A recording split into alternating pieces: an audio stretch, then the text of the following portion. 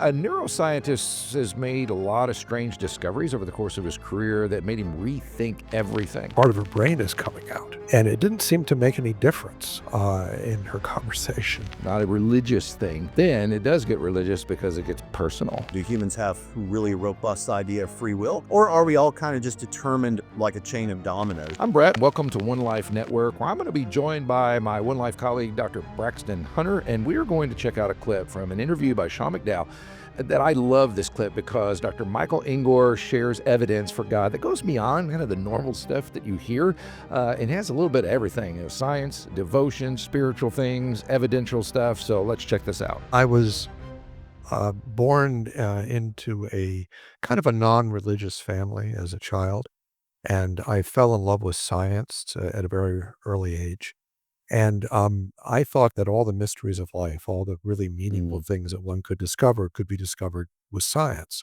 So I believed in the Darwinian way of understanding man and physics and chemistry and all those things. And I majored in biochemistry in college, and I wanted to be a doctor, and I really wanted to be a neurosurgeon because I wanted to understand the brain and the mind, because I thought that I would understand on a deep level who we are and what we are if I knew all the science there was to know about the brain.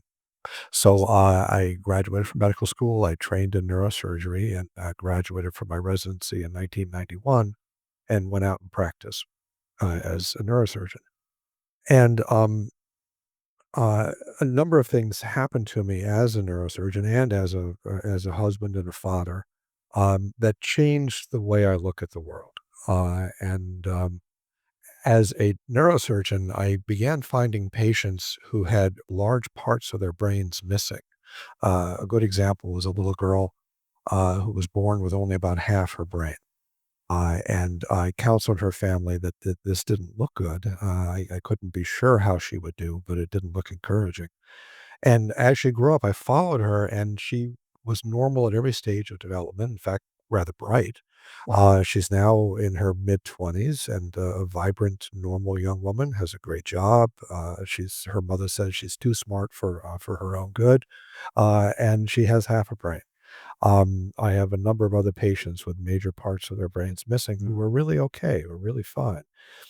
And that didn't fit any of the neuroanatomy textbooks that I read in medical school. There were strange things going on there. So that's the first thing. I mean, just going through, and here's the guy doing his job. Obviously, incredibly bright. You don't go into neuroscience unless you are, but then discovers things just in the course of doing life that causes him to question things. Now, one of the reasons I asked Braxton to be on the show today is because he has some background in exploring consciousness as a Christian apologist, among other things, exploring consciousness and all that. Have you seen those stories where people are missing parts of their brain or most of their brain and there's still consciousness and all that kind of thing? You remember seeing that out there? Yeah, I've seen some of that stuff. There's some great videos and panel discussions with scientists talking about the ramifications of that sort of thing. And it's always really interesting to us because I've run into some atheists in the worldview discussion space on YouTube, where it's like they'll admit to me often I've had these atheists admit, like, I can be a naturalist atheist if you give me two miracles: the creation of the beginning of the universe and consciousness. Because how is it that people are exhibiting consciousness with half a brain? Yeah, yeah, it really is kind of odd. So, what I love about this story is this is a guy. He's not has no religious background, doesn't care about that kind of thing. Was interested in meaning, but he's seeing this and observing this and just kind of reaching some of his own conclusions. So next, he goes to something else that takes him a little further down the road that I think is fascinating. The whole thing kind of came to a head when I was operating many years ago on a woman who had a brain tumor in her left frontal lobe. And we do awake brain surgery at times. And what awake brain surgery means is that um, the patient is given a local anesthetic like Novocaine, so they don't feel pain. The brain itself has no sensation of pain, so it's like cutting your hair. You don't feel anything. And we can stimulate the surface of the brain and get a map of the critical parts of the brain. So, for example, if I'm removing a tumor, I can find out what parts I have to protect and what parts I can safely remove to get the tumor out. So it makes the operation safer. So she was awake, and I was taking out the tumor and taking out much of the left frontal lobe of her brain, and we were having a conversation. And it was a perfectly normal conversation. It's the same kind of conversation you and I are having here right now. As her big Okay, sorry to interrupt, but how would you have a conversation while a guy is literally operating on your brain? You have to a lot of trust going on there. Yeah, I won't feel anything. Okay, sure. part of her brain is coming out. And it didn't seem to make any difference, in her conversation. Fortunately, that was the whole point of the surgery, was to keep her healthy. And I after that operation, I thought, "My goodness gracious, we don't understand what the brain does. There's Mhm. something deeper here." Because none of my textbooks said you could take out most of the left frontal lobe and have a person be perfectly normal. Um, so, at around the same time, I had a religious, conversion, one might say.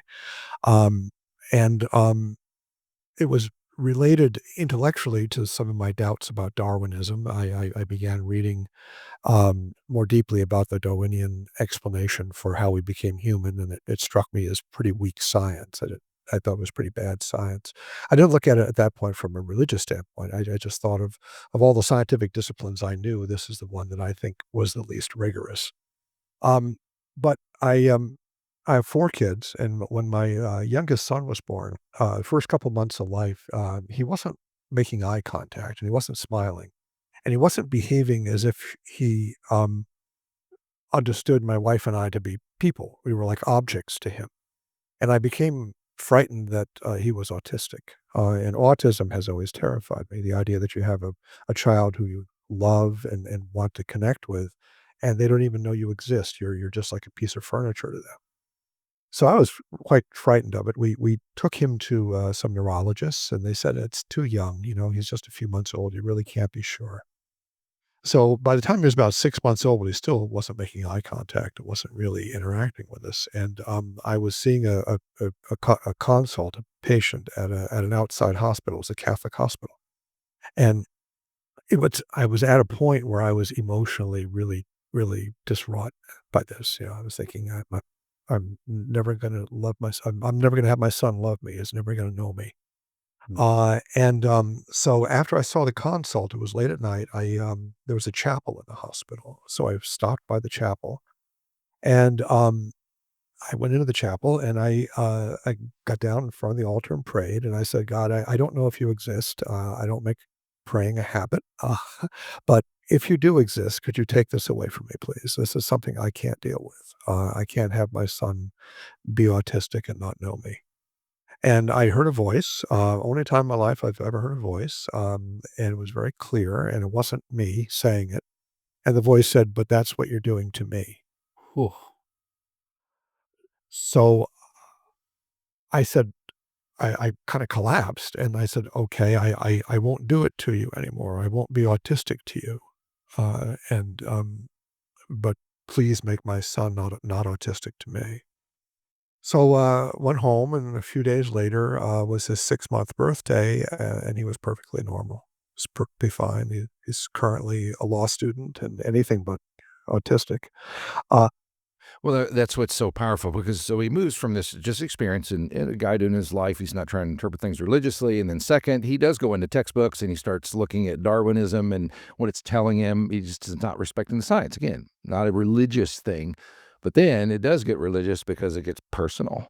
And that's why I love this story so much. It's such a powerful thing to kind of watch people go through this. And I was told by my brother years ago, because I have kind of your cliche I was a drug addict who became a Jesus freak guy, and he pointed that out, and he said, "That's all I ever hear from you Christian people, well, give me a brain surgeon sometime that comes to Christ." He literally said that to me all those years ago, and I'm like, "I finally got one."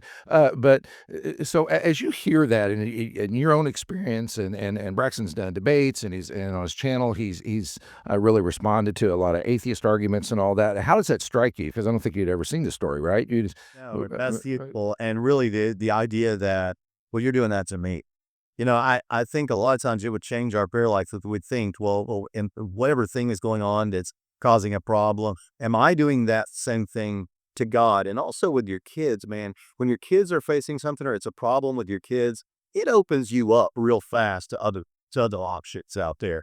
And in his case, sounds like he already had something from the realm of science that he thought kind of indicated something. Yeah, yeah. So he's kind of leaning in that direction. And I remember Pastor Tim Keller once pointed out, he said, for most people that are emotionally put together, having a child is the closest thing they come to true self-giving love on the level that the Bible's kind of trying to illustrate. Because you will. Most everybody I know would absolutely, no question, lay down your life for your kid. So that's what kind of broke through that emotional barrier. But he's already got the intellect thing happening in there. And so that's something important to remember as we kind of layer together why people come to Christ, and we always want to. We want to respect the fact you have a brain. You can think about things, or even if you have a brain, apparently. But it's I've know that works. So yeah, that brings up like in your research as you were looking at consciousness and all that, and did some in depth stuff. Is that relatively common, or are there theories around that? Are there questions about that? How's that go? That particular case, I've heard of cases like that, but the idea that what we're seeing, it doesn't seem to be entirely explainable by the brain. So, for example, I've done a lot of work in free will. Do humans have really robust idea of free will, or are we all kind of just determined like a chain of dominoes or something?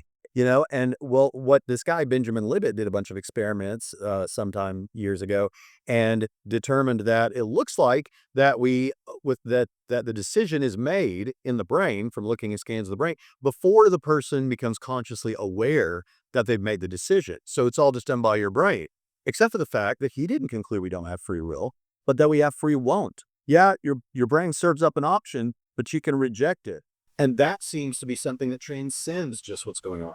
Oh, okay. Oh, well, there you have it, right? You have free Walt. That's something to note with Braxton, and you can go to his channel in Trinity Radio, by the way. And he just has done a lot of exploration in consciousness and a lot of exploration in the free will thing. And so again, my main attraction to this particular story is the multi-layered thing. You got to remember, we debate things intellectually, which I'm all about. I think it's great. But on the other hand, you get to walk with a guy that's, he went textbook in his career, he's doing all these things, and then it finally comes down, and I did. Hearing that voice, and all of us intuitively, you saw Sean McDowell do that too, like, whoa, when he said, "That's what you're doing to me," yeah, that had to be God, because that was like the perfect comeback, And I think that's fair. One thing we ought to say, Brett, is if someone might respond, some atheist might respond to this and say, well, okay, yeah, it really looks like he became for emotional reasons or whatever. No. You said multifaceted. When anyone makes a major life decision, there are always a variety of reasons that play into that, whether you're aware of them or not. And he's being open about all these things.